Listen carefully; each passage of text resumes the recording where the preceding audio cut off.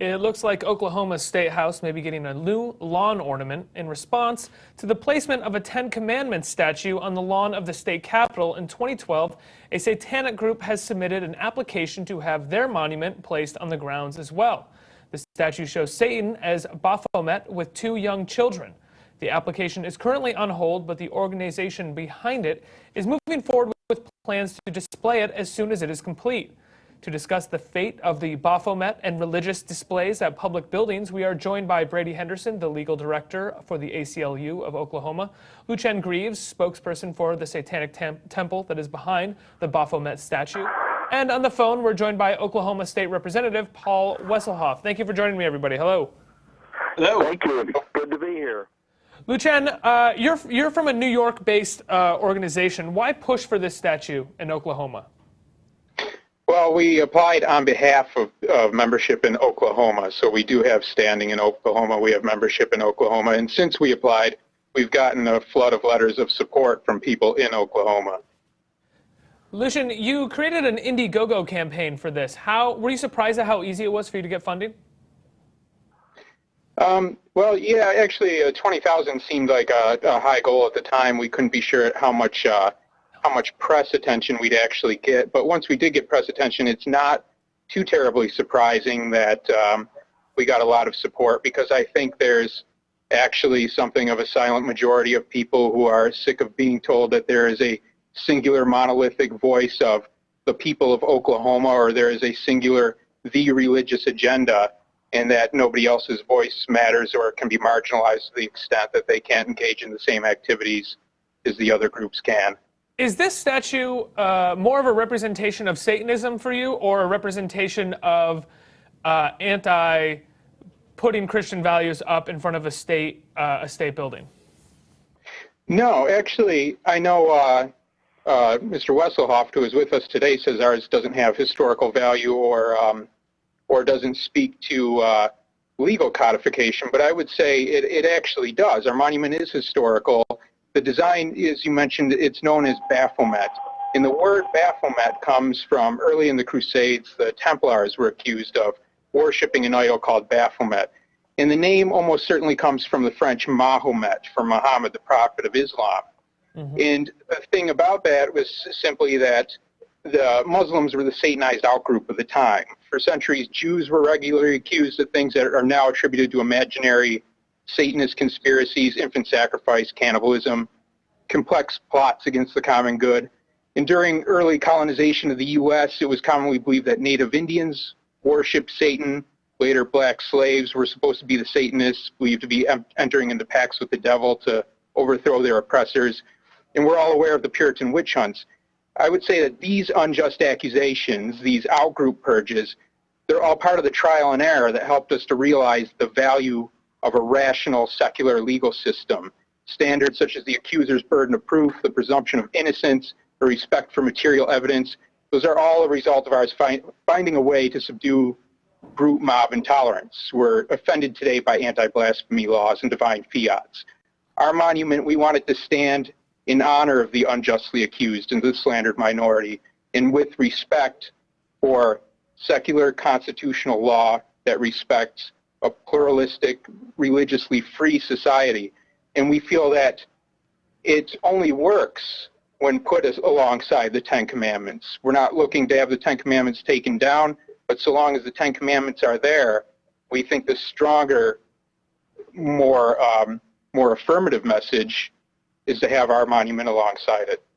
Mm-hmm. Brady, the ACLU is actually taking action against the Ten Commandments statue, correct? That's right. We have filed a lawsuit, and it's been going on for a few months now, seeking to remove the monument from the Capitol grounds. What's the status of that? Right now, we're finishing up a process called discovery, which essentially is gathering of information from both sides.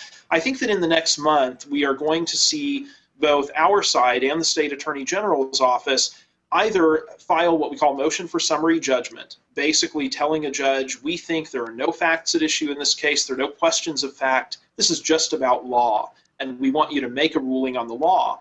Or the other option we have over this next month is to essentially set the case for trial. And that's if we get together and we say, you know what, we think there are factual questions. We have to have witnesses actually come into the courtroom and testify. So one of those things is going to happen pretty soon. Representative Wesselhoff, it's a pretty persuasive argument that Lucien puts forward, essentially that if you're going to have the Ten Commandments, why can't you have Baphomet? Why can't you have those two there? Well, like I've said before, I think the Ten Commandments has historical significance for a building that passes law. The Ten Commandments are fundamental laws that have been adopted in the United States from the beginning, and this is just a way of focusing attention on the Ten Commandments. I think that the monument that they are trying to create is really in rebellion toward the statue of the Ten Commandments.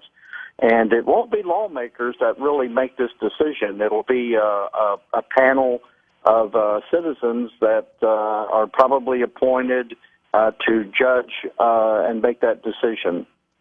Representative Wesselhoff, is it in rebellion to the Ten Commandments themselves, or is it in rebellion to the separation between church and state not being granted? It could be in rebellion of probably both, but you know, I just don't think that a panel of citizens in Oklahoma are going to greenlight a satanic statue or whatever it is that they're trying to communicate. I just think it's very unlikely that that's going to happen. But again, that decision won't be made by lawmakers. Representative Wesselhoff, where do you stand on the Ten Commandments statue being there, whether there is the statue of Baphomet or not? I don't have any problem at all with the Ten Commandments being posted there. I don't think it's a violation of church and state. Obviously, the ACLU does. They should also petition the Supreme Court and other places that bring a focus on Moses, the lawgiver, and the Ten Commandments. Those things are posted probably in a number of courts throughout the United States, and I guess they would like to have them all removed. But I really don't think that they have a very strong case in that regard. Brady, I'll let you respond to that. Well, one of the differences in what you see in many courts, including the U.S. Supreme Court, is it's very typical to see some kind of artistic representation, maybe the act of Moses and the tablets, alongside many other parts of history that deal with law. Same way you might see a painting of people signing the Constitution in a public building. It's actually very common, just as Representative Wesselhoff has said. The difference in Oklahoma's monument and these things is that instead of being some kind of commemorative statue, something that harkens back to an act in history or a particular point, this is the actual text of the Ten Commandments, writ large, set in stone, and really confronting directly the person who is there to read, the person who is there using the Capitol and looking out the window. That's really what our concern is. It's not so much the idea of commemorating something historical here. It's that when you actually set in stone on government property the idea that you shall have no other gods but me, we feel like that's where it crosses the line, because it essentially tells somebody this is what you ought to believe. The other thing, though, that I think needs to be said is that, you know, both of the monuments or statues we're talking about here, you can argue have historical importance, and you can also argue that they make statements about what is right or wrong in terms of faith or the separation of church and state. And that's really one of the things behind our lawsuit, too, is we said, you know what, we think the state needs to get out of the religious monument business, because fundamentally, whether it's this appointed group of citizens that the representative was speaking of, or whether it's the legislature, we've got essentially people working for the government in some way that have to opine on what's right and wrong for people to believe. And that's really where it goes farther than we believe the government should go. Mm-hmm. Pulling up a comment right now from our community. This is from Brian Penny, who says, once again, only two sides to the coin are being told. Where's the Jewish monument? Where's the atheist one? And the Buddhist one? And the Hindu one? And the Muslim one? Etc., etc., etc. Lucien, the monument, the Baphomet, and excuse me if I'm mispronouncing it, the Baphomet monument has historical significance. As you pointed out, it's clearly a very meticulously chosen representation and symbol for Satanism that is historical and has precedence to be put next to the Ten Commandments. But at the same time, you have to know you had to know that choosing to put this statue there, choosing a symbol of Satanism, was going to ruffle some feathers, right? Well, absolutely. I thought it would, but I should also think that whoever decided to, Mike Rich should have thought that putting the Ten Commandments up would ruffle some feathers. But I need to respond to something Mr. Wesselhoff said, because he seems wildly misinformed. To be clear, the idea that the Ten Commandments are foundational in U.S. or Oklahoman law is absurd and obscene. Not only have the Ten Commandments never been codified into federal or state law, but they are, as a body, obviously counter-constitutional. As Mr. Henderson noted, there's statutes like thou shalt have no God before me and thou shalt not worship graven idols, and those are necessarily the fiats of a theocracy. The United States was founded on pluralism, religious liberty. U.S. law has never been so backward as to put a failure to respect the Sabbath on equal terms with murder and theft. They're historical, but they're in no way American. And I feel like any one religious monument being on the Capitol grounds is intolerable. But having a plethora of them, a monument park, so to speak, as they originally said they wanted a monument park, that gives testament to the diversity and tolerance of our culture, that I think is more than tolerable. It's preferred. Representative Wesselhoff, I want to let you respond to that. Well, I'd first like to respond to the ACLU talking about the codification of certain laws like thou shalt not steal, thou shalt not commit a murder. We do things like that all the time in the legislature. We pass laws, and most of our laws have some kind of moral impact. And so to say that it's not our jurisdiction to prescribe sanctions against one thing or another is really a fallacy, because that's what we do as lawmakers, and that's what we believe. That we don't believe that people should be stealing from people, and so we enforce those kinds of laws, and that's what we do as lawmakers. Absolutely. But as a representative in Oklahoma, you represent Oklahoman Hindus, Jews, Buddhists, Muslims, as well as Christians, and even Satanists, insofar as you should maintain an environment in which each of these groups are treated with equal respect in the eyes of the law. If you don't understand that basic premise of holding public office, you have no business doing so. Well, that's your opinion. I have my own. I think that the citizens of Moore will make that decision, and I haven't had a lot of constituents that believe in Satan that have called me. I haven't had anyone call me saying, we need this monument. None. Well, I've got plenty of emails you could see, but democracy is not mob rule either. Well, I can tell you, if there was any attempt to take down the Ten Commandments, I would be getting phone calls and emails all over the place. I guarantee you that. Well, if the Ten Commandments were taken down, I wouldn't want my monument put up.